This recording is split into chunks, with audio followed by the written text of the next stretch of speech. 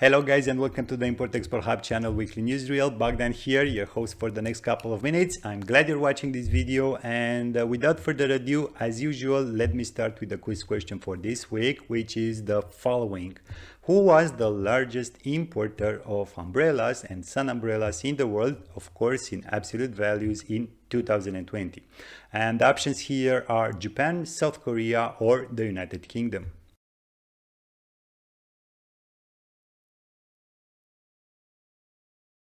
And the correct answer is Japan, with $100 million worth of imports, representing some 32 million pieces of umbrellas. And guys, with this newly and extremely useful piece of information just acquired, I will now move on to the Freightos index, which as expected was up some $400 from the previous week, bringing the value of the general index to $9,526.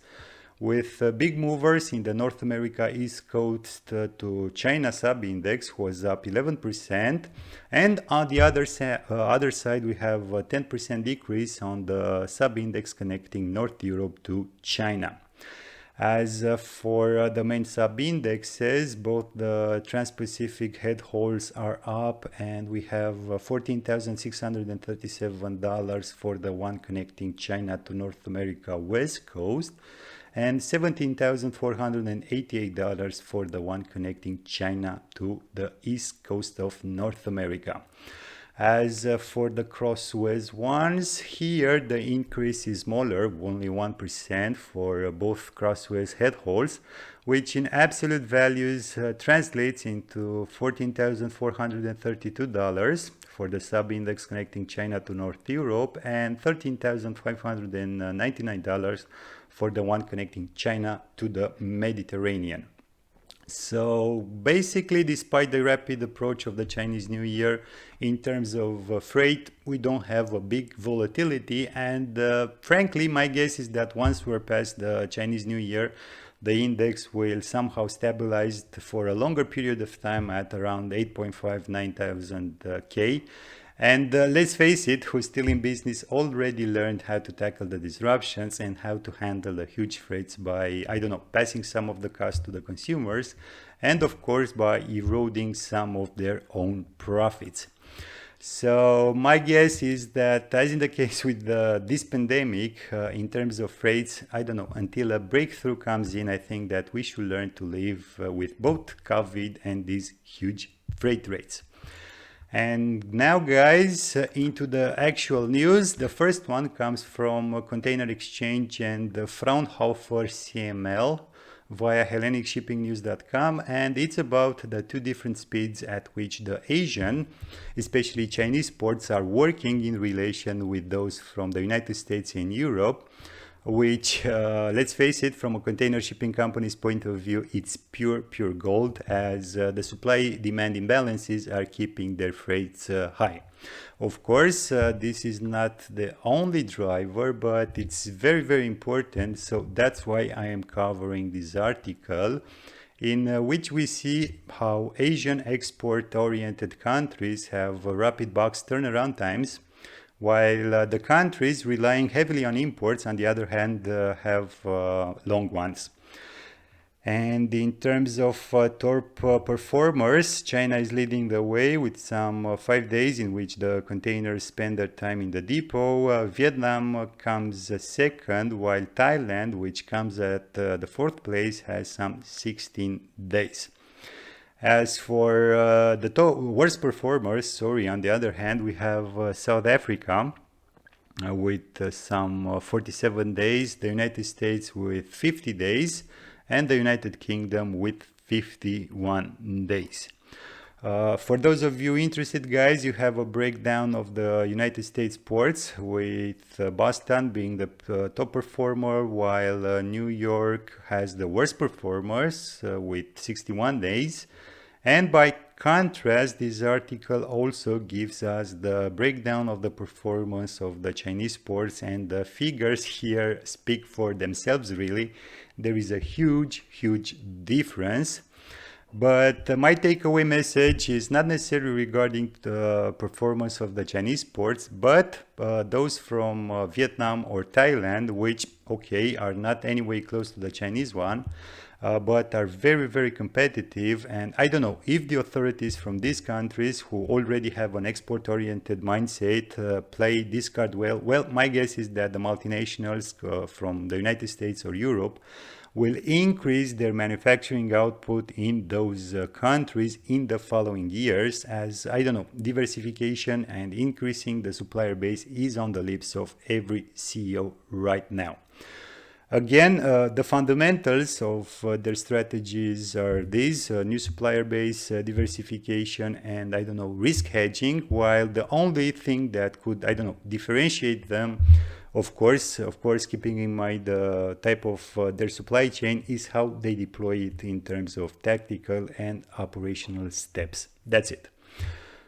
I don't know, 2021 was a harsh learning experience, costly for most of them in terms of supply chain, and not only, but rest assured that they've learned a lesson and will be more prepared for any disruption that lays ahead. And my guess is that beginning with this year, they will be in a better position to negotiate with the shipping lines, even though, as we will see later, the contract rates for 2022 are higher than the previous year. And guys, speaking of contract rates, I'll move on now to my second news coming from splash247.com, which touches also the contract rates topic, but not only, as some industry experts are making some prediction about 2022 in terms of liner shipping. And very, very briefly, 2022 is going to be very similar to 2021, with a substantial spread between spot and contract rates. Contract enforceability will be the name of the game for those entering contract rates this year. Also, the deployment of the new vessels will not impact the rates this year, maybe from next year, as the new buildings will become fully operational. And of course, if the carriers don't have a good capacity management strategy, which I highly doubt it. So basically, if nothing major occurs, 2022 is going to be another year in which importers and exporters will have to learn and will have to adapt even more than what they did in 2021. But anyways, if you want to deep dive, you have the link in the description below this video, as I will now move on to my next news coming from supplychaindive.com. And it's about a survey done by JP Morgan on some 1,600 respondents from mid-sized companies in the United States, and how these companies are tackling the supply chain disruption just like the big boys. Again, I'm not going to fully cover this article, and basically the takeaway message here are the messages are the followings.